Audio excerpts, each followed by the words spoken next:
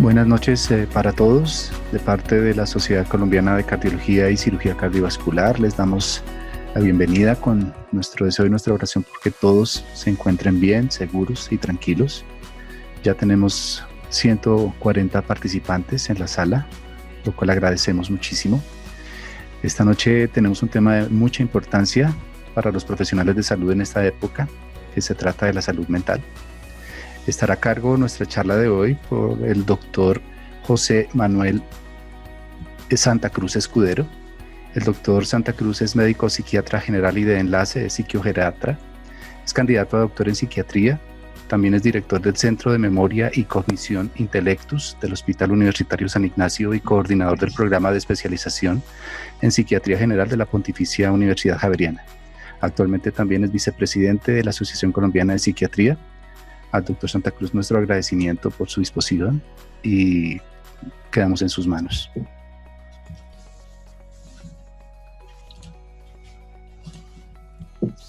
Buenas noches, muchas gracias a la asociación por la invitación y por permitirnos este espacio para hablar con nuestros colegas de algo tan importante como la salud y la enfermedad mental en nosotros, en los profesionales de la salud, y específicamente en este momento que con la situación que vivimos pues cobra una especial relevancia. Siempre ha sido importante tener en cuenta la salud mental de los trabajadores de la salud, pero ahora es mucho más.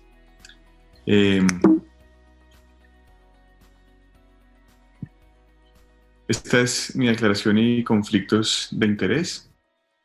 Durante esta presentación no vamos a discutir respecto al uso de medicamentos. Y básicamente voy a tratar de hacer un resumen desde... Exacto, con preguntas de lo que, con respuestas de lo que quiere escuchar la población. Sí, vamos a hablar de la salud mental. Quisiera hacer como un marco de qué es la salud mental y hablar específicamente del impacto que tiene la salud mental durante la pandemia. Luego hablaremos de los problemas de salud mental, la definición de estos problemas de salud mental y el impacto que tienen durante la pandemia. Y finalmente entraremos en los trastornos mentales y ver qué riesgos tenemos los profesionales de la salud para padecer trastornos mentales durante esta situación que estamos viviendo. Entonces, este es un abordaje general. Digamos, hay que hacer diferencias claras en lo que significa cada uno de estos conceptos que estoy mencionando. Hablaremos entonces, como les dije, en esta secuencia, y al final me voy a detener un momento en los trastornos en ansiedad, depresión, insomnio, que probablemente es lo que más se ha reportado hasta el momento, y voy a hacer una pequeña mención respecto al suicidio. Hay un micrófono abierto. Sí, doctor, ya lo cerré, qué pena. Vale, no hay problema. Iremos rápido con esto porque es un tema bastante grande. Espero poder abarcarlo con la mayor claridad posible y al final entonces estaremos con las preguntas. Bueno, digamos este es el escenario previo a la pandemia, ¿sí? Digamos que los médicos característicamente somos profesionales que tenemos un alto riesgo de sufrir condiciones psiquiátricas específicamente y aquí, por ejemplo, pongo una encuesta realizada a diferentes especialistas, médicos especialistas, para ver cómo se sentían con su trabajo, qué tan, digamos, sobrecargados o, digamos, quemados con su trabajo estaban. Y además de eso, cuántos de ellos se sentían que estaban clínicamente deprimidos, que ellos se sentían que podían tener depresión. No se hicieron escalas de tamizaje, pero sí se les preguntó abiertamente si se sentían deprimidos o no. Esas preguntas igual tienen una alta validez en nuestra práctica clínica como psiquiatras, y también se preguntó sobre las ideas de suicidio. Y fíjense cómo el panorama previo pues no era nada alentador, ¿sí? Los porcentajes son muy altos de especialistas médicos que se sentían sobrecargados con su trabajo, ¿sí? Incluso los que tienen porcentajes más bajos, ¿sí? Por ejemplo, las personas que trabajan en salud pública tienen un porcentaje bastante importante, o sea, llegando hasta el 28%, ¿sí? Y luego, esta es una segunda pregunta muy importante también, de quiénes pedían ayuda, ¿sí? ¿Qué especialistas pedían ayuda? Ahí entonces los psiquiatras sí nos ganamos el primer puesto. Evidentemente estamos más familiarizados con esto, pero de todas maneras uno esperaría porcentajes más altos. Entonces este era el panorama previo. Sin dejar de lado, para cerrar con los que les dije que iba a hablar, el riesgo que tenemos los médicos respecto al suicidio. Entonces también somos de las profesiones con mayor riesgo suicida, y eso ha llevado a que se genere una serie de campañas y de medidas de prevención del suicidio, pues en la población general, pero también específicamente nosotros en el gremio de los trabajadores de la salud, ¿sí? Y esto pues, nos lleva a hacernos muchas preguntas. Aquí pongo un estudio realizado en la Universidad Javeriana por una colega del departamento, y desde ese momento en estudiantes de medicina nos va mostrando cuál es la prevalencia de ansiedad y depresión, y son cifras pues digamos que alarmantes. Y nos tenemos que hacer obligatoriamente la pregunta de qué es lo que pasa, ¿sí? ¿Por qué desde tan pequeños comenzamos a sufrir, ¿sí? de síntomas psiquiátricos como ansiedad, o síntomas de episodios de depresión o síntomas depresivos, ¿sí? Y nos acostumbramos quizás a que el modelo de funcionamiento que tenemos en nuestra carrera es así, ¿sí? Y que hay que formar el carácter, y que hay que aguantar, y que hay que ser berracos, porque para eso es que vinimos a estudiar medicina. Entonces probablemente eso nos lleva a no ver claramente a veces los síntomas que tenemos y llegar a puntos tan lamentables como caer en episodios depresivos graves que pueden llegar a la muerte y al suicidio. Pero bueno, entonces, vamos a hablar de la salud mental. La salud mental es un estado dinámico, digamos, que se expresa a través del comportamiento de los seres humanos y de la interacción que tenemos como humanos, ¿sí? Esto nos permite desplegar, digamos, todas nuestras capacidades emocionales, cognitivas, mentales, para poder trabajar, establecer relaciones significativas y, digamos, que contribuir a la comunidad. Yo diría que esta definición de salud mental, que hay muchas definiciones, pero esta es de la Ley 1616 del Ministerio de Salud, yo la resumiría en que es un estado que nos permite desplegar todas nuestras capacidades para dar nuestra mejor versión, la mejor versión de sí mismos en pro de la construcción de la comunidad, ¿sí? Finalmente somos seres sociales, somos seres de manada, de comunidad, y nos identificamos como tal. Sigamos otra definición. Esta es tomada de la teoría psicoanalítica de Sigmund Freud, que lo resume en la capacidad de trabajar, amar y reír. Y señalo trabajar específicamente acá porque es pues, el tema que nos reúne hoy, y es cómo nosotros podemos tener un impacto en nuestra salud precisamente por desplegarla, por trabajar. Entonces la salud mental, dicho esto, es distinta a los trastornos psiquiátricos, ¿sí? Tampoco podríamos decir que la salud mental es la ausencia de enfermedad, ¿sí? Sino que tiene más relación con el respeto, con cómo nos comportamos como humanos, con la protección, el cumplimiento de los derechos, por tener unas condiciones de vida dignas y asimismo de trabajo dignas, ¿sí? Condiciones humanas de trabajo, y tener la capacidad de restituir y reparar cuando estas condiciones están vulneradas. Entonces es siempre interesante, me parece a mí, comenzar hablando de qué es salud mental, porque casi siempre cuando nos hablan de salud mental pensamos inmediatamente en esquizofrenia, en depresión, en algún trastorno mental de estas características, y quizás antes de pensar en eso deberíamos pensar en la salud mental y en la prevención y el mantenimiento de la salud mental. Eso nos lleva entonces a tener que modificar representaciones sociales, reconocer los aportes que hacemos en nuestras familias, en el trabajo, en la cultura que pertenecemos, en toda nuestra sociedad, y poder propiciar, digamos, un mejor vivir para todos. Esto no puede dejar de lado, entonces, y derivado de esto hay una clara señal de salud mental, que es la inclusión social, ¿sí? Y es, digamos, respetar los puntos de vista de otros y crecer a partir de las diferencias. Entonces, dicho esto, ¿qué pasa con la salud mental durante la pandemia? Pues un montón de cosas. Aquí traigo entonces esta gráfica de la Sociedad Española de Psiquiatría, que van bastante adelantados respecto a nosotros en el tema de la pandemia, y dan unas muestras de cómo se pueden ver estas alteraciones en la salud mental en la condición que estamos viviendo, ¿sí? Estas señales que nos muestran acá, que no las voy a leer una por una, pero nos dicen específicamente lo que puede pasar en el personal sanitario. Y hay cosas que podrían confundirse. O sea, uno de los retos más importantes en este momento para nosotros, los trabajadores de la salud mental, es poder discriminar cuándo una reacción emocional es normal y cuándo no lo es. Sobre todo cuando nos estamos enfrentando a una situación a la que nunca antes habíamos estado enfrentados, por lo menos en las últimas décadas. Entonces, poder discriminar esto termina siendo difícil para nosotros, y si lo es para nosotros que trabajamos en esto día a día, pues para la población general y para los médicos no especialistas en esto también lo es.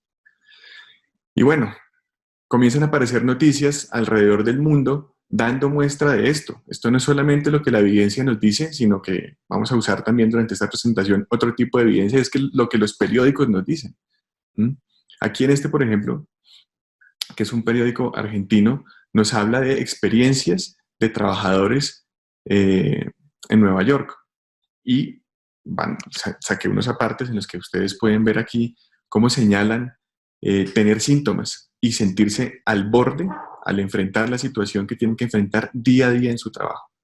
Entonces, enfrentarnos a la actividad laboral, que es una característica de poder desplegar nuestra salud mental, al mismo tiempo nos está poniendo en riesgo para tener alteraciones en esta. Si ven ahí, pues hay diferentes menciones de enfermeras, de médicos, respecto a sus dificultades para continuar su trabajo en la pandemia.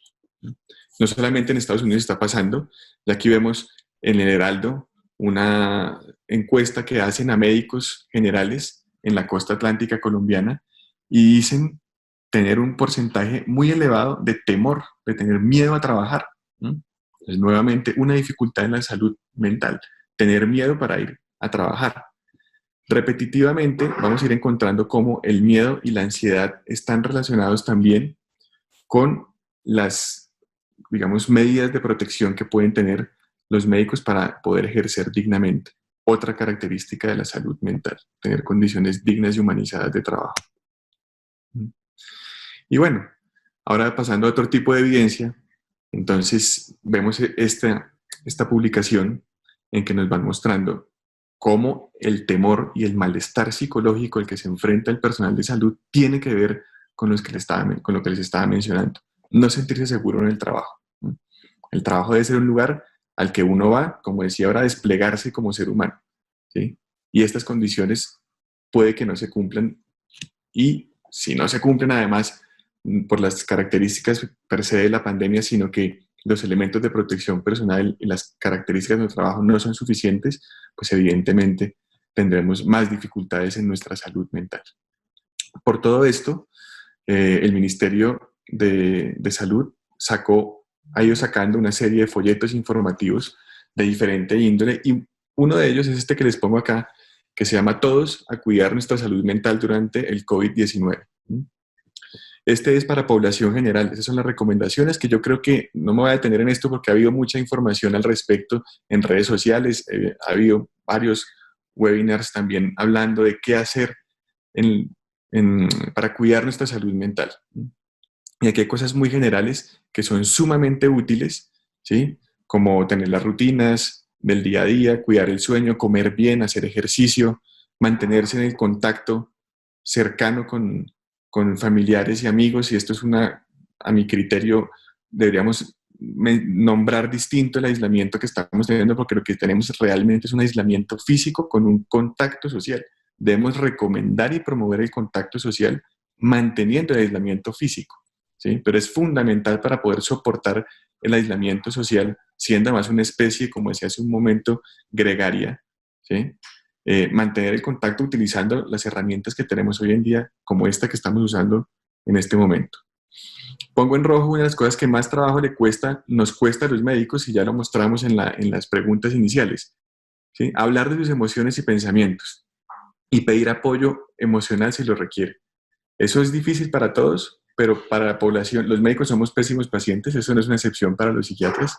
Pues también lo vemos con mucha frecuencia y lo resalto, insisto, esto es para población general, pero nos sirve, ¿no? Ser empático con los demás, seguir las medidas de aislamiento, evidentemente, y de autocuidado. Aquí cuidarse uno significa cuidar a otros y, digamos, no asociarse con el pánico. O sea, no es una buena opción, ¿sí?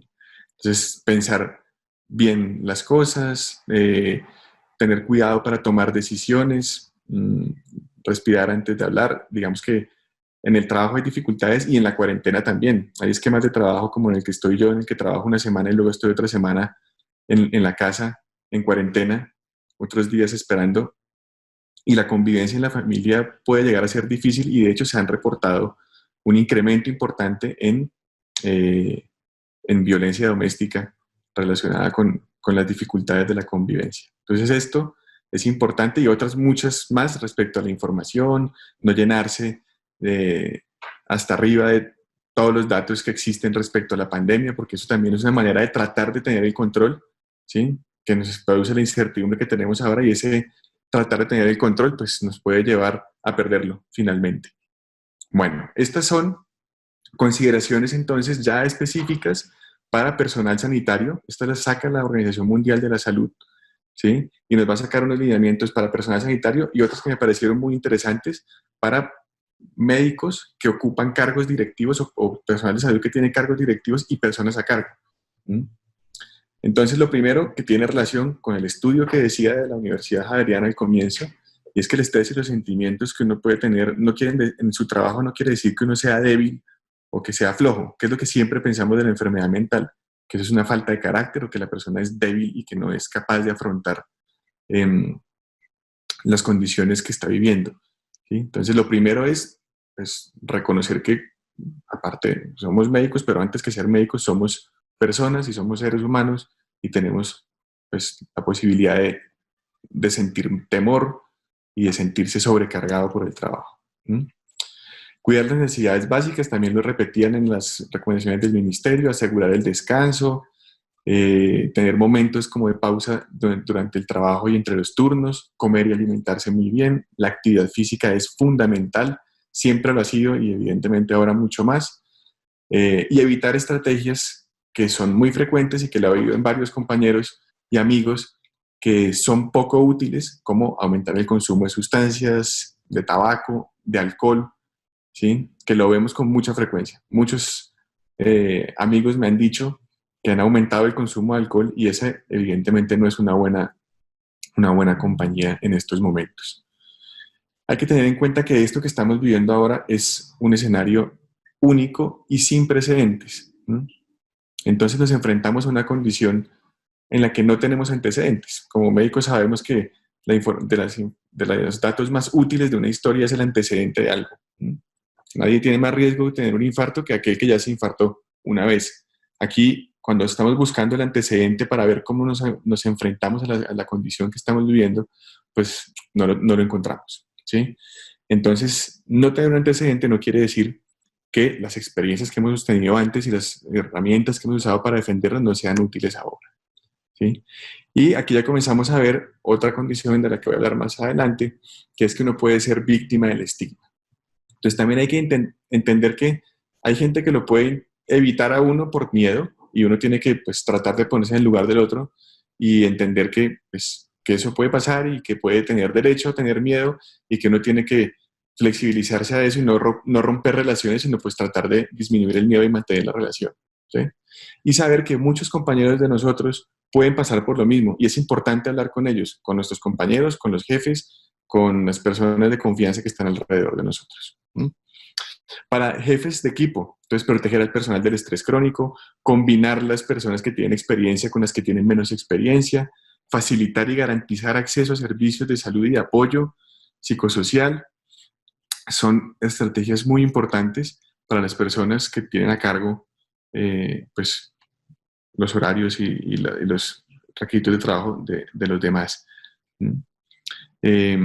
Asegurarse que no haya personas trabajando solas, que ojalá siempre estén en parejas o en grupo para que se puedan acompañar, y vigilar el descanso, porque aunque se den los momentos de descanso, es probable que la gente y que el personal de salud, con el compromiso habitual que tenemos casi todos los médicos y profesionales de la salud, querramos no descansar y seguir trabajando. Y eso es, digamos, tarea de nosotros, pero y sobre todo los jefes, de vigilar que la gente descanse. Esto ha llevado a que en diferentes lugares de Latinoamérica ya se hayan desplegado planes para atención de salud mental a médicos y enfermeros. Por ejemplo, aquí traigo una noticia argentina y esta otra peruana, en los que también comienzan a dar asistencia.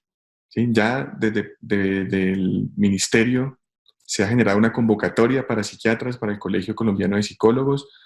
Muchas universidades e instituciones han comenzado a crear y brindar, digamos, crear dispositivos, para brindar ayuda y asistencia.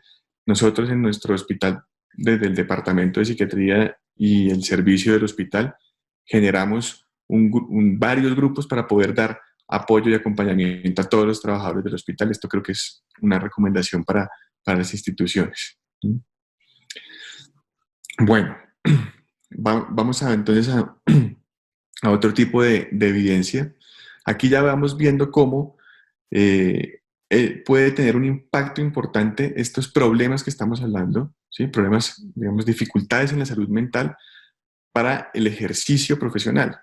Entonces, si lo que queremos es mantener los equipos médicos trabajando como toca, no solamente tenemos que pensar en el número de personas que están ahí, sino que esas personas que están trabajando, como no va a ser suficiente, puedan dar el máximo de sí mismo. O sea, tengan una buena salud mental, un buen despliegue de sus capacidades. Y para eso hay que cuidarlos. Para que puedan desempeñar todo su potencial, hay que comenzar a cuidar la salud mental. Entonces aquí hicieron unas encuestas y encontraron que estas eran las cosas que más preocupaban a los equipos médicos, ¿sí? Y nuevamente aparece en primer lugar el acceso a los elementos de protección personal, pero también muchas cosas que hay que tener en cuenta, ya no, digamos, entre nosotros, sino las instituciones también, ¿sí? Tener buen acceso digamos, con los familiares, que por la demanda de trabajo puedan tener contacto con los hijos y con los familiares, tener lugares de descanso para aquellos que tienen temor de poder contagiar a las familias, o también el acceso a pruebas de resultados rápidos para que no se cumpla el gran temor que hay de poder propagar la infección en el lugar de trabajo. ¿Sí? Hay una serie de recomendaciones que son muy importantes. Están resumidas en este cuadro. Evidentemente no lo vamos a leer ahora, pero la presentación estará a disposición de todos para quienes lo puedan y lo quieran leer después. Pero lo resumo en estos 5 puntos, ¿sí? Que son: escúchame, prepárame, protégeme, apóyame y cuídame, ¿sí? Y esas son estrategias a las que las instituciones tienen que enfocarse, ¿sí? En nuestro hospital, por ejemplo, se está encontrando ahora la posibilidad de que el personal que no quiera ir a estar en su casa durante la pandemia pueda vivir en otro lugar para que disminuya el riesgo y esté más tranquilo de no contagiar a sus familiares. Bueno, hablemos entonces ahora de los problemas de la salud mental. Entonces, los problemas de salud mental son otra categoría distinta, como venía hablando hasta ahora, ¿sí? Diferente a la salud mental, diferente a los trastornos psiquiátricos. Los verdaderos problemas de salud mental son los derivados de la forma de pensar y de comportarnos que tenemos los seres humanos en nuestras relaciones sociales. Entonces, ejemplos de eso que desgraciadamente son frecuentes en nuestra sociedad son condiciones como la dominación, la explotación, la tortura, la intolerancia, ¿sí? La negación de los derechos de las personas y, sobre todo, de la mano de la intolerancia, ¿sí? La estigmatización. Lo digo porque, sobre todo, porque esto es lo que está pasando ahora. Estos son los problemas de salud mental asociados ahora a la pandemia. En Colombia discriminan al personal médico de coronavirus. Entonces, ahora nosotros estamos siendo víctimas de los problemas de salud mental de otros, ¿sí? Lo sabemos, lo vemos con frecuencia. Por un lado nos aplauden, pero por otro lado nos estigmatizan, ¿sí?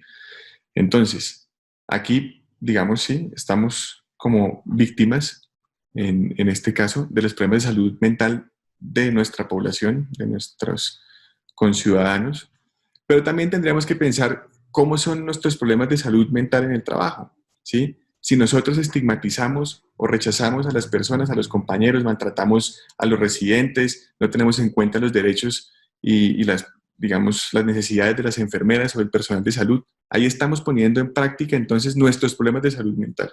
Y nuestros problemas de salud mental están empeorando la salud mental de otros.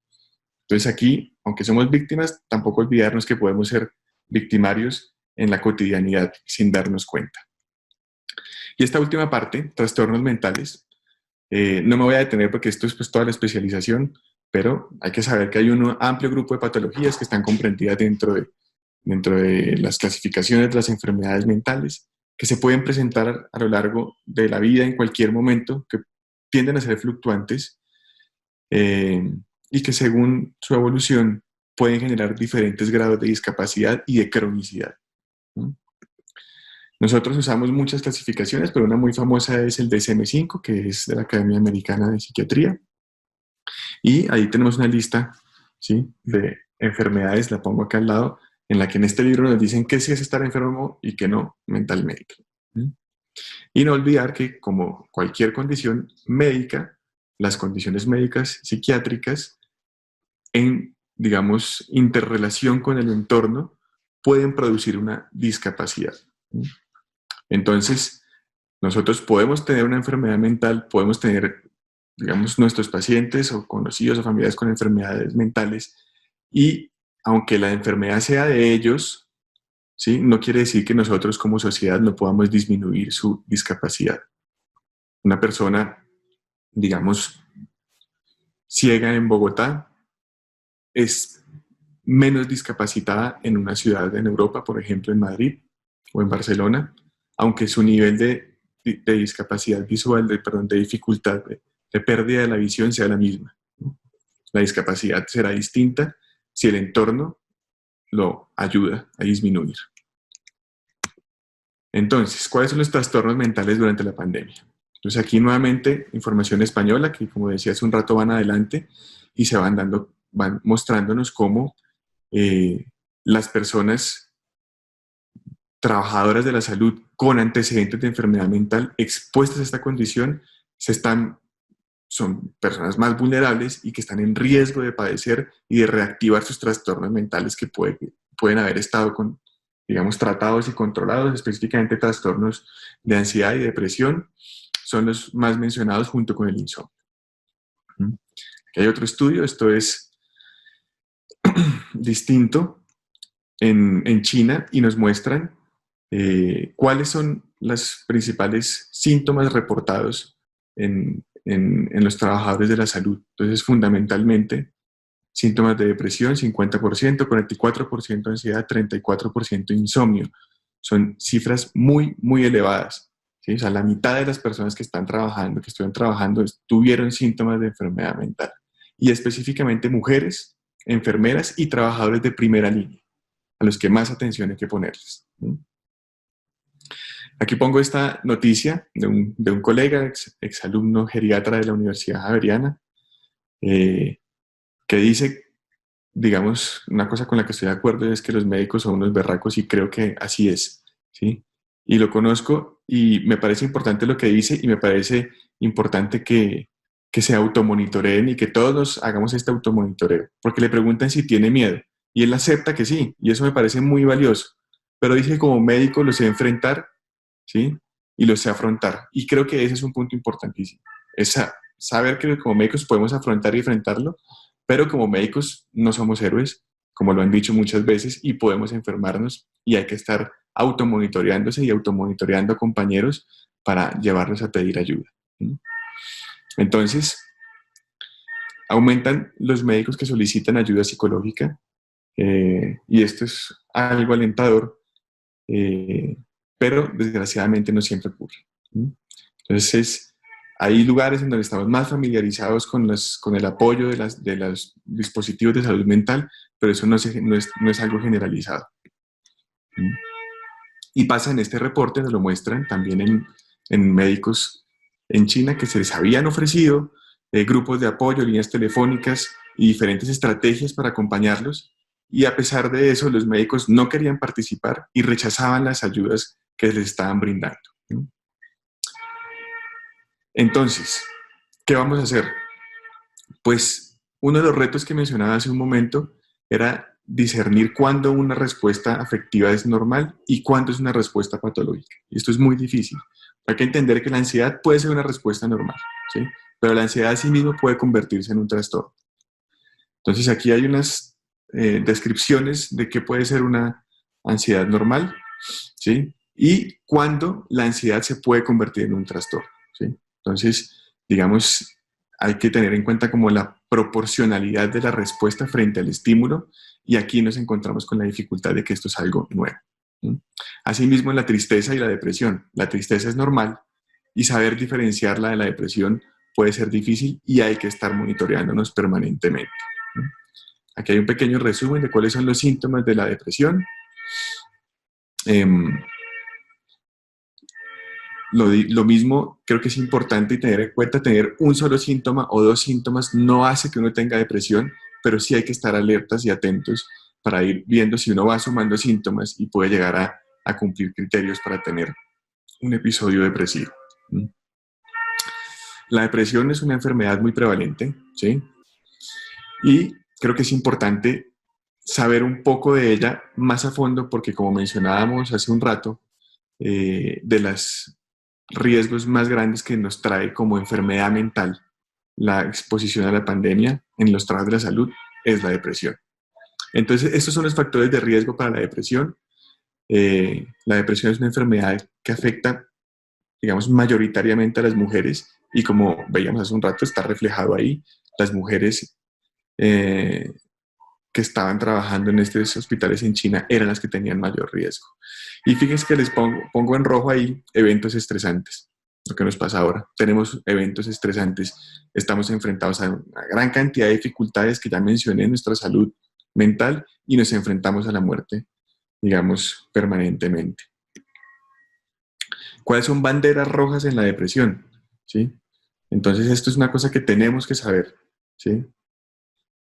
Intentos de suicidio previos, ideación o plan suicida, ¿sí? Siempre hay que preguntar. Más al final voy a hablar de un poco del suicidio, pero es importante tener en cuenta que siempre es una señal de alarma, siempre se tiene que preguntar, se tiene que indagar activamente y se tiene que prestar ayuda cuando se encuentran planes o ideaciones suicidas o cuando hay antecedentes de suicidio. Tener síntomas psicóticos, evidentemente, el antecedente de usos de medicamentos, digamos, potentes para la depresión o haber requerido combinaciones farmacológicas, tener enfermedades médicas de base, no tener buena adherencia, la ansiedad asociada a la depresión es una combinación, digamos, que empeora las características de ambas enfermedades. Suicidio. Yo les he estado avisando, digamos, durante la presentación que me parecía sumamente importante hablar del suicidio. ¿Y por qué? Porque, digamos, las condiciones a las que nos enfrentamos en este momento, ¿sí?, ponen de manifiesto que la pandemia causará angustia, dejará a muchas personas en condiciones de vulnerabilidad, a tener problemas de salud mental, a padecer enfermedades mentales y podría esto llevar entonces a un incremento del riesgo de suicidio durante la pandemia. Esta publicación es específicamente en población general, no es en personal sanitario, pero nos habla de cómo las condiciones que se están viviendo en este momento aumentan el riesgo. Y cuando empezamos, estaba diciendo que la población, los trabajadores de la salud y los médicos, somos especialmente, digamos, vulnerables, tenemos una alta prevalencia de suicidio. Entonces, toda esta escalera de condiciones que he venido hablando podrían llegar a desencadenar en la muerte de nuestros colegas por suicidio. Y hay que tenerlo en cuenta y hay que estar muy atentos a esto. Fíjense, retrocedo un poco, que aquí nos advierte en esta publicación que aunque eso puede estar pasando en este momento, seguramente el pico de enfermedades y de problemas mentales y de riesgo de suicidio puede venir más adelante. Ya ha habido reportes anteriores en Corea en el 2002, si no me equivoco, de aumento del riesgo, de aumento del suicidio, perdón, cuando se enfrentaron a condiciones de la pandemia, de la epidemia, perdón, que tuvieron en su época, y ahora, pues evidentemente, con lo que estamos viviendo, tenemos que asumir que eso puede pasar. Y estos son reportes de la crisis económica de hace 10 años, ¿sí? Y el riesgo de suicidio. Entonces, hay muchos reportes que nos muestran cómo las condiciones de crisis económica, ¿sí?, de dificultades laborales, también se asocian con el riesgo suicida. Y si algo está pasando en este momento, aparte de la preocupación por la salud que estamos teniendo, ¿sí?, es el temor respecto a la economía y a cómo se va a ver afectada la economía y el impacto que va a tener la economía en la salud, más allá de la pandemia que estamos viviendo. ¿Qué va a pasar con la economía? ¿Sí? ¿Y qué impacto va a tener el cuidado de la salud? Entonces, para no entrar muy en el fondo de eso, que tampoco es un tema en el que me considere experto ni mucho menos, pero sí saber que las dificultades económicas y las crisis económicas mundiales han estado relacionadas con un aumento del riesgo de suicidio. Entonces ahora vienen dos, la condición económica y las condiciones de salud. ¿Y por qué digo tanto esto? Porque existe la posibilidad de prevenir el suicidio. Digamos, no todos los suicidios se pueden prevenir, eso está claro, pero muchos sí se pueden prevenir. Y es fundamental trabajar en eso. Aquí todos, digamos, no somos suficientes psiquiatras para poder dar, digamos, el auxilio que se necesita. Necesitamos a todo el personal de salud. ¿Y qué? ¿Cómo se puede hacer? Siempre hay una duda, que es una frase que repetimos una y otra vez en las clases a los estudiantes de pregrado, ¿sí? De si nos preguntan si preguntar respecto al suicidio es darle la idea a las personas de quitarse la vida. Y evidentemente no lo es así. De hecho, es todo lo contrario. Preguntar por la ideación suicida se ha documentado ampliamente que es una acción terapéutica, ¿sí? Y puede disminuir el riesgo de suicidio. Entonces, no hay que tener miedo a preguntarle a los colegas, a los amigos, a las personas que están alrededor de nosotros, ¿sí?, si los vemos con síntomas de depresión o con cambios en su comportamiento, si han tenido la idea de quitarse la vida. Por eso la Asociación Colombiana de Psiquiatría lanzó el año pasado una campaña que la llamamos Prevenir es Preguntar, fomentando hablar, ¿sí?, con las características y los cuidados pertinentes de cómo se debe hablar esto, porque esto no es una cosa que se tiene que tratar con muchísimo cuidado y discreción en los medios de comunicación, pero entre nosotros, entre colegas, entre amigos, entre familiares, es importante, ¿sí?, darle la mano de ayuda a las personas que pueden estar necesitándolo. Para terminar, entonces, esto salió hoy. Esto es una noticia que pasó ayer de un médico pediatra que en el muro de la entrada de su apartamento encontró esta agradable noticia cuando los de vigilancia le informaron: doctor, si no se va, matamos a su esposa e hijos. Pues esto es una desdicha absoluta, esto es, digamos, indignante, y esto pone de manifiesto los problemas de salud mental que tiene nuestra sociedad, ¿sí? Pero, digamos, afortunadamente, probablemente, no, absolutamente seguro somos muchos más las personas que pensamos distinto, que nos comportamos y hacemos el esfuerzo de dar un trato humanizado y de dar muestra de nuestra salud mental en el día a día, ¿sí? Y aquí pues hay una noticia, digamos, más agradable de Daniel Samper, no sé si la leyeron, pero habla de cuando su sobrina decide estudiar medicina y él como agradece, digamos, al final de su artículo a los profesionales de la salud que están dando la vida en este momento en todos los rincones de nuestro país y en el mundo para ayudar a salir de esta pandemia. Y aunque traigo eso, y hace un momento estaban sonando los pitos, que hay varios vecinos médicos, también lo vimos, ¿no? Entonces, todos los días a las 8 de la noche están los aplausos para los médicos, y eso es una cosa que vas a sentir más cerca y que están ahí. Y para ponerlo más cerca, esta es la última, este es el grupo de WhatsApp de mi edificio, ¿sí?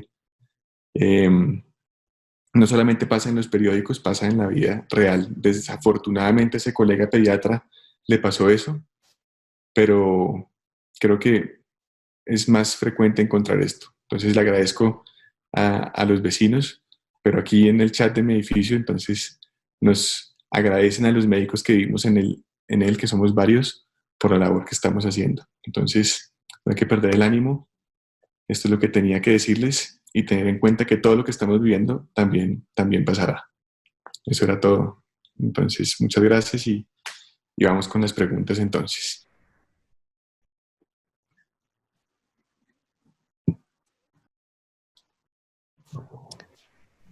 Mil gracias, doctor Santa Cruz. El doctor Jaime Rodríguez se va a encargar de manejar el tema de las preguntas. Doctor, permítanos un segundo. Perfecto.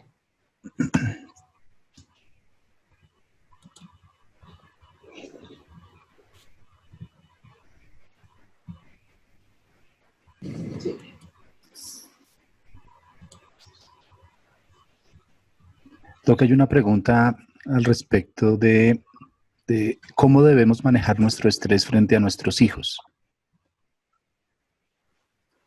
Sí. Bueno, pues yo pienso que lo más importante con los niños es que los niños sepan que pueden preguntar y que se les puede contestar, ¿sí?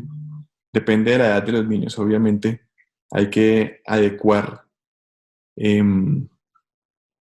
el tipo de respuesta y la claridad con la que se le tiene que hablar. Hay que tener claro que los niños muy chiquitos, el pensamiento es concreto y digamos, toman de forma literal lo que se les contesta, ¿sí? Eso no quiere decir que no puedan entender o que uno no deba decirles las cosas, ¿sí? Yo pienso que lo más importante para los niños es hablarles entendiendo las capacidades que tienen de entender dependiendo de la edad, pero que sientan que siempre hay quien los escucha también, ¿sí? Y siempre hay quien los entiende. Entonces, creo que lo fundamental con los niños es no excluirlos, sino por el contrario, incluirlos adaptando a la posibilidad de comprensión, como digo, por el desarrollo normal de su pensamiento, de su capacidad, ¿sí? Y tener cuidado con eso, tener cuidado en cómo se le explican las cosas, ¿sí? Para que estemos seguros de que está entendiendo lo que les decimos. Muy buenas noches, doctor Santa Cruz. De verdad que hemos disfrutado de una magnífica conferencia, como dicen algunos de nuestros asistentes, exquisita la conferencia. Algunos mensajes de saludo que te han enviado de Ecuador, de Perú, de Colombia. Y de manera que para nosotros como Sociedad Colombiana de Cardiología estamos hoy explorando la otra cara de la moneda, porque hemos estado hablando en COVID todos estos días en pacientes, en tratamientos, pero creo que vale la pena detenernos en nosotros, los médicos, y es un punto muy importante el que ha tocado en el día de hoy. Antes de continuar en la serie de preguntas, quiero agradecer el apoyo de AstraZeneca, quien está con nosotros apoyándonos en esta jornada de educación médica continuada. Y el doctor Juan Mauricio Cárdenas nos pregunta, ¿cómo mantener un balance entre la sobreinformación o la saturación de esta y la necesidad de estar académicamente preparados para abordar la pandemia? Sí, un saludo al doctor Cárdenas y es una pregunta muy buena, porque yo lo mencioné hace un momento, la incertidumbre que genera la situación que estamos viviendo nos pone en evidencia la necesidad de control que siempre tenemos, ¿sí? Lo que pasa ahora es que sentimos que perdemos el control. Esto tiene mucho fondo porque pues eso es una falsa ilusión, ¿no? Siempre creemos que tenemos el control y en realidad los seres humanos no tenemos el control de nada, ¿sí? Pero buscamos y trabajamos permanentemente y probablemente nos hemos construido como sociedad buscando el control para tener un cierto nivel de tranquilidad que nos permite, digamos, sobrevivir. Ahora que nos viene esta situación, pues perdemos el control por completo. Tenemos la incertidumbre de cuándo va a pasar, cuándo llega el pico, nos vamos a enfermar, nos vamos a enfermar, si nos enfermamos, ¿qué va a pasar? ¿Qué va a pasar con nuestros familiares? Bueno, eso es una avalancha de dudas y preguntas y probablemente un mecanismo de defensa para tratar de restablecer el control sea ese, el académico, ¿sí? Entonces usted mismo lo decía, ahora hay un bombardeo de webinars en todos lados y todo el mundo está sabiendo un montón y tratando de informarse al máximo y eso puede ser sano hasta cierto punto, como todo en la vida, pero un exceso solamente nos va a mostrar que estamos intentando recuperar el control, ¿sí? Esa saturación de la información puede ser muy dañina. La recomendación que estamos haciendo es elegir una fuente de información confiable, ¿sí? Porque también uno ve un montón de noticias que no son verdaderas, que son falsas, y limitar el tiempo que le dedica en el día a obtener la información. Si somos médicos, evidentemente tenemos unas horas de estudio, más los que no trabajamos directamente en esto porque tenemos la preocupación de que tendremos que actualizar un poco nuestros conocimientos médicos probablemente, pero hay que generar como un esquema de horas de dedicación al estudio de esto. Y aparte del estudio, para los que no son trabajadores de la salud específicamente, ¿sí? Dedicar solo unos minutos, ojalá no horas, sino minutos del día, a actualizarse en la información respecto al virus. Y hacer el ejercicio de pensar en otras cosas, aprender otras cosas distintas. También hay muchos colegas que me han dicho que han aprendido a hacer un montón de cosas, marketing digital y no sé qué más, cursos en estos días, ¿sí? Para tratar de aislarse de eso. Entonces, como todo en la vida, el balance es difícil, pero la recomendación es hacerlo solamente menos de una hora al día, ¿sí? La información, digamos, general, y si es como por estudio, pues, digamos, acostumbrarse a cuál era el plan de estudio que tenía uno en la universidad cuando tenía que irse a hacer sus actividades sociales también habituales, pues no pasarse de lo que normalmente le ha dedicado al estudio en otros momentos. Excelente. Otra pregunta bastante importante. ¿Hay alguna señal o síntoma que nos indique algún posible suicidio en nuestros compañeros de trabajo?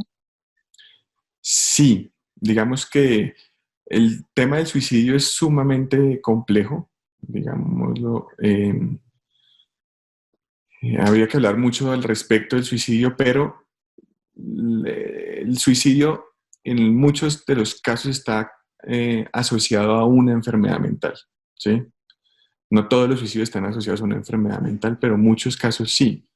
Entonces hay que mirar los síntomas de una posible enfermedad mental. Y los que podríamos ver más cotidianamente serían síntomas depresivos. Los síntomas depresivos como la tristeza, el aislamiento social, el dejar de disfrutar las cosas que normalmente disfrutaba, cambios en el comportamiento en general, perder el sueño, perder el apetito, perder el peso, ¿sí? Esos son marcadores, digamos, de enfermedad. Pero hay que estar, como decía hace un rato, automonitoreándose a uno mismo, ¿sí? Si uno tiene las ideas, tiene que pedir ayuda, tiene que vencer el estigma de la enfermedad mental, ¿sí? Tiene que vencerlo y no contribuir a los problemas de salud mental. Cuando uno no pide ayuda, sin querer está aumentando el estigma, sin darse cuenta lo está haciendo. Como decía hace un rato, que a veces aumentamos el estigma en nuestra cotidianidad sin darnos cuenta. Esa es una forma de aceptar el estigma. Entonces, si uno lo tiene, pedir ayuda, siempre, ¿sí? Y verlo en los compañeros. Casi siempre uno se da cuenta de esas cosas. Si uno está monitoreando, ve a los compañeros, ve a la gente que está rara. Y la gente lo dice, los compañeros dicen, oiga, no sé quiéncito está raro, está distinto, ¿sí? A esa persona hay que acercarse y preguntarle si necesita ayuda, directamente, ¿sí? Y si uno ve síntomas depresivos, puede abordarlo con si ha tenido la idea de quitarse la vida o de pensar que no vale la pena seguir viviendo así, o pues también preguntarlo directamente, ¿por qué no? Perfecto. El doctor Ale Rivera nos pregunta, ¿hay datos sobre si la depresión aumenta la mortalidad en este grupo de pacientes con COVID-19 o hay mayor predisposición para adquirir la infección en personas con depresión? Datos, digamos, ya datos confirmados de eso, yo no he encontrado, y digamos en la revisión que hice ahora, no vi. Digamos, ya van saliendo las reportes del compromiso del sistema nervioso central que puede tener el virus, pero datos específicos de depresión todavía no he visto. Ahora, si lo extrapolamos a otras condiciones similares, sí, digamos que sabemos bien que el sistema inmune durante la depresión tiene un compromiso importante. Digamos, la mayoría de las personas que padecen depresión y trastornos del afecto sufren también enfermedades crónicas, ¿sí? Enfermedades cardiovasculares, cardiometabólicas, entonces son más propensos a tener, digamos, morbimortalidad asociada a la hipertensión, al EPOC, al asma, ¿sí? La falla cardíaca, diabetes. Entonces, digamos que tener antecedentes de depresión está relacionado íntimamente, esto no tiene duda, ¿sí? Con todas estas patologías crónicas que estaba mencionando, y estas patologías crónicas a su vez, pues ya sabemos que están relacionadas con el aumento de la mortalidad por COVID. Entonces, si lo vemos de esta forma, desde este espectro, la depresión comienza a jugar un papel importante como una enfermedad crónica que tiene manifestaciones prioritariamente afectivas, pero también, digamos, manifestaciones médicas, ¿no? Y al revés es igual, las personas que se tienen infartos o que sufren de sobrepeso, por ejemplo, ¿sí? Tienen mayor tendencia a padecer depresión y hasta que no se trata su depresión, sus condiciones médicas de base no mejoran, ¿sí? Entonces, una terapéutica exitosa en un paciente con una condición médica crónica es si detectarle la depresión, que tiene altas probabilidades de tenerla, y tratarla, ¿sí? Entonces, desde ese panorama, aunque datos concretos no he visto reportados todavía, digamos, la asociación de un peor pronóstico con una enfermedad como esta es muy alta que sea así, es muy probable que sea así. Ok, Viviana nos pregunta, algunos médicos nos ha tocado aislarnos y eso ha generado ansiedad. Sí. ¿Qué recomendaciones nos daría para sobrellevar ese proceso de aislamiento? Sí, digamos, el aislamiento es un reto para todos, definitivamente. Yo, como les decía en la presentación, estoy en mi primera semana de aislamiento, digamos, lo preventivo, por el esquema de trabajo que hicimos en el hospital. Y aunque he hecho, digamos, entrevistas y hemos generado documentos desde el hospital dando las recomendaciones, ahora que me toca ponerlas en práctica no es tan sencillo. He hecho la tarea casi todos los días, pero es difícil. Y lo primero, creo yo, es mantener las rutinas, ¿sí? Mantener la rutina del día a día aunque uno no salga, ¿sí? Levantarse, bañarse y arreglarse todos los días, ¿sí? Si no quiere enfrentarse con la lavadora tanto y quiere repetir pijama, pero bueno, está bien, pero hay que levantarse y organizarse todos los días. Hay que ser muy estricto con los horarios del ir a la cama, de dormir, porque con la flexibilidad del horario y del trabajo puede uno comenzar a darle la vuelta al patrón de sueño y eso puede ser problemático. Entonces tratar de tener una hora de acostarse y de levantarse más o menos similar y tener actividad física. La actividad física es sumamente importante y probablemente es de las cosas que más restringidas tenemos ahora con el confinamiento. Entonces hay que buscar la manera de hacer ejercicio en la casa. El ejercicio además es tratamiento de primera línea en depresiones leves. Las guías colombianas de depresión lo dicen, ¿sí? Entonces, en caso tal de que fuera a tener unos síntomas depresivos, pues podría estar tratándose con ejercicio, ¿sí? Pero además para mantener, digamos, el esquema de rutina diaria y de salud física y mental, creo que la recomendación del ejercicio es fundamental. Eso y evidentemente el contacto social, como lo decía durante la presentación, ¿sí? Mantener el aislamiento físico, pero con el contacto social. Ok, ¿cómo manejar la ansiedad y ese sentimiento de culpa cuando ya tenemos el diagnóstico de COVID positivo, sabiendo que ya estuvimos todo el tiempo en contacto con nuestros familiares. Sí, esa es una situación difícil. Digamos, el sentimiento de culpa es quizás de esas situaciones más difíciles de manejar en la práctica clínica de todos los días en los psiquiatras y los psicólogos en los que trabajamos en salud mental. Uno no debe minimizar, digamos, los sentimientos que tienen las personas que están sufriendo estos síntomas, no se deben minimizar, pero tampoco se deben alimentar, ¿sí? Digamos que hay que recalcar, ¿sí?, que aunque uno puede sentirse culpable, la intención que ha habido en todo el momento y sobre todo en el personal médico ha sido ayudar a otros, ¿sí? En este momento, digamos, detener el contagio es algo sumamente complicado, ¿sí? Hacemos y tendremos todas las medidas de protección, pero si alguno llega a quedar o a dar positivo, digamos, en este momento, pues está claro que lo hizo cumpliendo su trabajo, lo hizo ayudando a otros y lo hizo sin tener nunca la intención de dañar a otros. Entonces yo creo que eso es lo más importante en lo que uno debe recalcar y enfatizar permanentemente, que la intencionalidad no era esa, ¿sí?, que son consecuencias inherentes a la existencia humana, además, porque esto no es ni siquiera por el trabajo, también por el trabajo, pero esto es inherente a nuestra vida, es la vida que estamos viviendo. Esto, como dicen, esto es lo que hay, ¿sí?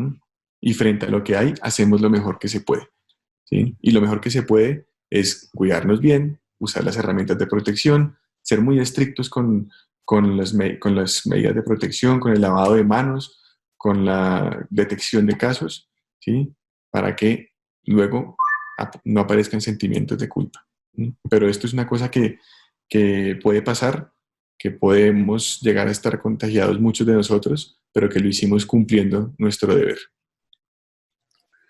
Ok. Alicia pregunta, no sé si es psiquiatra, dice, como psiquiatras y psicoterapeutas, ¿cómo sería la mejor forma de brindar apoyo a nuestros mismos colegas? Gracias, Alicia. Digamos que aquí hay que comenzar a ampliar el espectro, ¿no?, del tipo de atenciones que podemos dar. Había una noticia que decía, una noticia española que no puse al final, que decía no va a haber psiquiatra para tanta necesidad que va a haber después. Colombia no es un país que se caracterice especialmente por el gran número de psiquiatras que tenemos, ¿no? En Colombia hay unos 1.300 psiquiatras más o menos.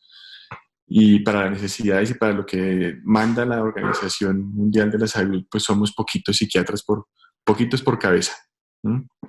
Entonces, probablemente lo que tendremos que hacer sean cosas como esta que acabamos de hacer, ¿sí?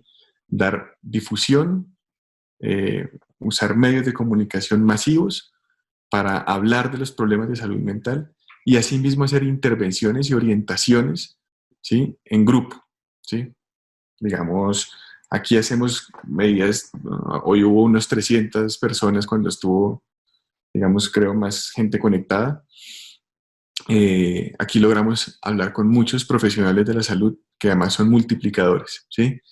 Y luego, digamos, hay que darle prioridad a la intervención grupal, creo que es fundamental. Los psiquiatras, en algunos lugares tenemos más entrenamiento que en otros en atención a grupos, pero creo que este es el momento de comenzar a trabajar así, hacer grupos grandes, ayudar a crear grupos de escucha, no necesariamente tienen que ser médicos y psiquiatras, los psicólogos y ni psicólogos, evidentemente otros profesionales de la salud también pueden echar una mano en esto. Y yo recomiendo sin duda en todas las instituciones y bueno, el Colegio Colombiano de Psicólogos ya lo ha hecho, la Asociación Colombiana de Psiquiatría también, ¿sí?, en comenzar a brindar estas ayudas grupales. Las ayudas grupales nos permiten hacer detecciones, ¿sí?, de las personas que requieren un manejo individual, ¿sí?, y los que requieren un manejo individual que puedan pasar a una intervención individual. Pero no podríamos recomendarle asistencia individual a todo el mundo ahora porque no daríamos abasto. Entonces habría que recomendar intervención grupal, detección de personas en mayor riesgo y las personas con mayor riesgo sí asistir a intervenciones individuales. Ok, Juan Buitrago nos pregunta, ¿qué recomendaciones podría darnos para evitar el síndrome de fatiga crónica y el estrés postraumático? Sí. Bueno, digamos que el estrés postraumático es una condición que vamos a ver probablemente más adelante, ¿sí? Esta situación a la que nos estamos enfrentando es un desastre natural, ¿sí? Es un desastre natural en cámara lenta. Esta descripción la hicimos en una entrevista hace unas semanas con uno de mis profesores, que además es mi papá, y él decía que esto era una catástrofe natural en cámara lenta. Y eso nos va a llevar a ver respuestas que vemos normalmente en desastres naturales de forma muy aguda en cámara lenta. Entonces probablemente veremos síntomas de estrés postraumático más adelante, y antes del estrés postraumático veremos otra condición psiquiátrica que se llama reacción estrés agudo. La reacción estrés agudo produce unos síntomas importantes, ¿sí?, que deben ser detectados y que deben intervenirse de forma temprana, ¿sí? Para eso es fundamental establecer, digamos, las recomendaciones que estábamos diciendo ahora, ¿sí? Permitir los espacios de diálogo, permitir que las personas cuenten activamente lo que les pasó y las situaciones que han sido estresantes, y que se sientan acompañadas y apoyadas. Eso, junto con el descanso, es fundamental, ¿sí? Hay algunas personas que tienen más vulnerabilidad para hacer estrés postraumático que otras, y eso, digamos, es importante tenerlo en cuenta, pero la posibilidad de estar acompañado y de hablar de lo que le ha pasado es muy importante. En uno de los estudios que mostré en la presentación, en el que decían que habían intentado hacer grupos de apoyo y asistencia telefónica y habían tratado como de encasillar en unas medidas de atención en salud mental los, los, los servicios de salud mental de los hospitales, ¿sí?, y que no iban los médicos, no llegaban allá y tuvieron problemas, y lo que finalmente hicieron fue flexibilizar el modelo de atención, porque a veces, como todos los que trabajamos en eso, tenemos unos modelos preestablecidos en la cabeza y nos estamos enfrentando a una situación, como decíamos, desconocida. Entonces lo que hicieron fue generar espacios en los que, cuando los médicos iban a descansar, o sea, les daban espacios de descanso a los médicos, que era muy importante, los colegas psiquiatras y psicólogos iban a hablar con ellos de forma más despreocupada, más tranquila, no el encuadre terapéutico de un grupo. Les decían: ¿qué quieren ustedes? ¿Qué necesitan? ¿Sí? Entonces, esto es fundamental. Cualquier intervención psiquiátrica en desastres, ¿sí?, debe hacerse cuando las condiciones básicas están cubiertas, ¿sí? Uno no puede hacer una atención médica psiquiátrica, perdón, en desastres, cuando la gente no tiene dónde dormir, o no ha comido en 2 días, o no tiene dónde bañarse, o no tiene dónde pasar la noche, ¿sí? Entonces, lo fundamental, creo yo, es adaptar los procesos de atención y de acompañamiento psiquiátrico y en salud mental, ¿sí?, a las necesidades que tiene cada institución, ¿sí? Entonces, tenemos la tarea de estar como midiendo los requerimientos, y esto es tan heterogéneo que cada artículo decía: mire, nosotros hicimos esto, hicimos lo otro, hicimos este tipo de grupos, hicimos tal forma de atención, pero sin duda lo que se repite en todas estas publicaciones que revisé es que preguntaban a los médicos qué querían, ¿sí?, qué necesitaban. Y por eso hacía énfasis muchas veces ahora en la primera preocupación de los médicos es tener medidas de protección, elementos de protección personal suficientes, ¿sí?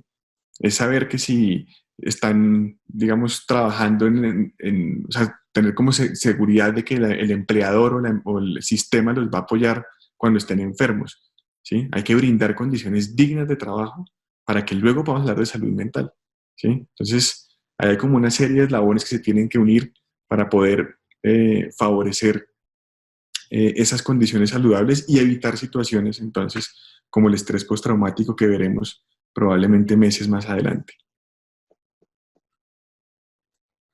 Hay una medicación que puso y la promocionó nuestro presidente, doctor Trump, que es la cloroquina. Sí. Y los que somos cardiólogos sabemos el efecto en la parte del QT. Y La pregunta va relacionada hacia la interacción entre los medicamentos antidepresivos sumado a esta medicación como la cloroquina y la hidroxicloroquina. Sí, ¿Cuál sería la interpretación a esto? sí. Sí, digamos, ya hemos tenido casos al respecto. Hace unos días atendimos a un paciente con alta sospecha que estuvo con acitromicina y hidroxicloroquina, que además ambas son fármacos que tienen el riesgo de prolongar el QT, y era un paciente con una condición psiquiátrica crónica que estaba tomando medicación que también, como dice, prolonga el QT. Lo primero, digamos, yo aquí estoy en un terreno espinoso porque estoy hablando de la Sociedad Colombiana de Cardiología, es saber que muchos medicamentos pues prolongan el QT, ¿sí? Eh, Muchos de los medicamentos psiquiátricos tienen riesgo de prolongarlo, pero unos más que otros. Ya hay documentos circulando en las redes sociales, de hecho uno hecho por un colega psiquiatra javeriano, Juan Carlos Alba, que me lo mandó hace unos días, eh, en los que vamos categorizando por riesgo los medicamentos que digamos, en cuanto a la posibilidad de prolongar el QT en cuanto a las interacciones. ¿Qué pasa? Pues habría que medir, digamos, habría que evaluar si realmente el paciente tiene riesgo, ¿sí? Y si el medicamento que vamos a usar es un medicamento que genera alto riesgo. Muchos de los antidepresivos que usamos ahora tienen un riesgo moderado. Hay algunos que tienen un riesgo más alto que tratamos de no usar, y hay algunos antidepresivos que son sumamente seguros a nivel cardiovascular digamos, en general, y que son buenos antidepresivos. Entonces, en cuanto a antidepresivos, creo que hay una oferta en el mercado en este momento de medicamentos que tienen un muy bajo riesgo de prolongar el QT. Ahora, si el paciente durante la monitorización, digamos, se evidencia que tiene una prolongación del QT, pues lo que hay que hacer es ver qué otros medicamentos si hay otros medicamentos, otras condiciones que estén aumentando ese riesgo para evitar quitar el medicamento. Porque casi siempre, cuando un psicofármaco se enfrenta a un medicamento de otro colega, el medicamento que siempre sale despedido es el psicofármaco, porque tendemos a estigmatizar la enfermedad mental y decir, bueno, quitemos el antidepresivo, que eso no importa, ¿sí? Y mantengamos otros que quizás se pueden quitar, ¿sí? El antidepresivo, cuando se indica como toca, debe mantenerse porque, porque, digamos, tratar la depresión tiene un impacto general en todas las condiciones comórbidas, como estaba diciendo durante la presentación. Entonces, lo primero sería hacer una adecuada medición del QT, usar la fórmula correcta, hacer un seguimiento del paciente y evaluar, digamos, si efectivamente el QT se prolonga y está más arriba de 500 y no hay otro medicamento que quitar, pues probablemente debamos finalmente quitar el medicamento y hacer otro tipo de intervención, ¿sí? Las intervenciones psicoterapéuticas son tratamientos muy efectivos con altísima evidencia, ¿sí? Y que se pueden utilizar para el tratamiento de la depresión. Lo que pasa es que sí, a veces hay necesidad de usar tanto psicoterapia como medicamento, pero digamos que en líneas generales yo diría que los psicofármacos son medicamentos, en su mayoría, no todos, pero en su mayoría son medicamentos seguros, que no contraindica absolutamente. De hecho, el paciente que les contaba tenía una combinación súper poderosa de riesgo, y en realidad lo hicimos la medición muy juiciosos todos los días, hicimos talleres con los residentes para medirle el QT adecuadamente y no tuvimos que retirarlo, ¿sí? Pero si fuera el caso, pues se tiene la opción de la psicoterapia, que en este momento probablemente sea más difícil, pero pues ya es un caso excepcional. Digamos, se puede dar la psicoterapia. Digo más difícil por lo que estamos diciendo, por la alta demanda, porque no todas las personas pueden tener los medios adecuados para tener la psicoterapia, pero las psicoterapias de grupo también pueden ser efectivas para esto. Bueno, vamos con las últimas dos preguntas rápidas. Una sobre herramientas que se pueden utilizar para expresar los sentimientos de estrés por posible víctima del COVID, teniendo en cuenta que existe el miedo o el temor a la estigmatización o la discriminación, o el miedo a posibles etiquetajes y Sí, de pronto posible pérdida del apoyo social. sí. Pues yo diría que herramientas. No sé si yo de entrada pienso en herramientas no sé si esa es la pregunta, pero lo primero que se me ocurre son herramientas virtuales, ¿sí? Yo pienso que las personas deben mantener la socialización, ¿sí? Yo lo decía hace un rato, puede que la familia o los amigos de un no médico digan, uy, no, no salgamos con tal porque qué tal, o no salgamos, pues mantengamos distancia, más distancia o no, no entremos en contacto con alguien porque tiene riesgo de contagiarnos. Pienso que uno tendría que entender que no, pues que la gente tiene sus temores, tiene derecho a tener miedo y que uno tiene que flexibilizarse un poco. Nosotros tenemos más conocimiento y más información de esto. Y como médicos nos ha pasado toda la vida. Siempre hemos, en cosas de medicina, pues tenía una comprensión mayor de muchas otras cosas y eso a veces nos ha servido para mucho y nos ha traído bienestar. Pues ahora hay que ponerlo también en marcha y tratar de entender eso y mantener, digamos, evitar entrar en discusiones y mantener la interacción social. ¿Mm? Yo pienso que eso es fundamental, o sea, para mí la interacción social en este momento, ¿sí? Y expresar abiertamente las emociones es la mejor herramienta que se puede usar, ¿sí? Eso y el ejercicio en segunda mano, ¿sí? Y lo otro es, lo que dije hace un momento, pues no promover el estigma, no promover el estigma con el temor propio de que me van a estigmatizar. Si uno tiene miedo, tiene que decirlo. Yo lo mencioné en algunas de las diapositivas que estaba diciendo ahí, que se reporta en varios estudios, y es que los médicos, desgraciadamente, tenemos eso, tenemos el estigma. Estigmatizamos más la enfermedad mental, los médicos y hasta los psiquiatras, ¿sí? De lo que nos toca con el conocimiento que tenemos. Entonces yo diría es romper el estigma y pide ayuda, ¿sí? Pide ayuda y hable porque además hablando uno de sus temores probablemente está ayudando al compañero que no ha sido capaz de vencer el estigma. ¿Sí? Hay que pedir ayuda, hay que ir al psiquiatra, hay que ir al psicólogo, hay que llamar a los colegas, hay que pedirlo abiertamente, ¿sí? Eso es mucho más, digamos, eso a mi criterio demuestra mucho más valor, ¿sí? Que quedarse callado. Bueno, vamos con la última pregunta y esa es una pregunta mía. El gobierno ha reconocido que el COVID o el coronavirus es una enfermedad ya profesional. Eso desde el punto de vista orgánico. Pero mi pregunta va a que, como lo has tocado, muchos de los pacientes que han sido infectados y que han superado el COVID pueden quedar con su estrés postraumático, muchos pueden quedar pienso yo, con algún trastorno depresivo, ansiedad, con el resto de sus familiares, el temor a contagio. Eso puede ser catalogado desde el punto de vista mental como una enfermedad profesional. ¿Qué han adelantado ustedes como sociedades científicas en psiquiatría? Esto puede ser este efecto colateral del COVID que hemos hablado en la parte orgánica. ¿Podría ser considerado un efecto colateral y una enfermedad profesional desde el punto de vista mental? ¿Qué piensas tú, José? Uy, dificilísima. Ahí creo que me va a tocar cerrar con el popular, no sé, pero lo averiguaré. Creo que es muy difícil poder catalogar eso como una enfermedad laboral, una depresión relacionada después de una infección por COVID.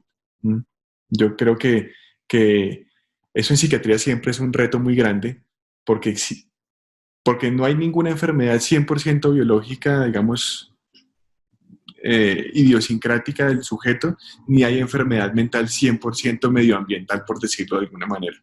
Todas las enfermedades psiquiátricas tienen un componente mixto, ¿sí? Digamos, no todas las personas que superen el COVID van a hacer un estrés postraumático. Hay que tener una vulnerabilidad previa para ello, ¿no? Una susceptibilidad previa. Entonces, creo que eso pondría en dificultad, pero no me atrevo a decir que no, ¿sí? Como le digo, me va a tocar quedarme con el no sé.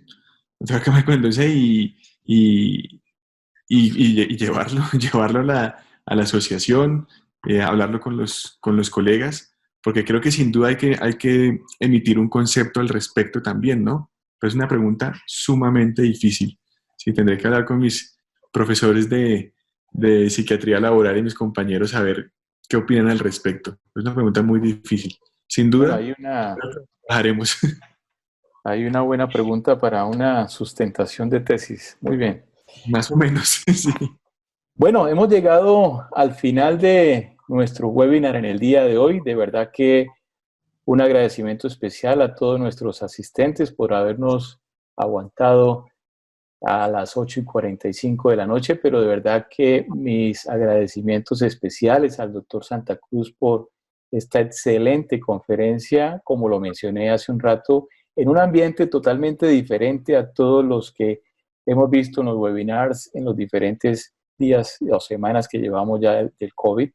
De manera que para nosotros como Sociedad Colombiana de Cardiología, infinitas gracias a todos y pronto estaremos anunciando en los próximos días nuestro siguiente webinar, que es nuestra labor de educación médica continuada para todos. Para todos un abrazo especial, mil y mil gracias a AstraZeneca por vuestro apoyo, un abrazo enorme, cuídense. Muchas gracias. Chao. Muchas gracias. Adiós, doctor. Muchas gracias a todos.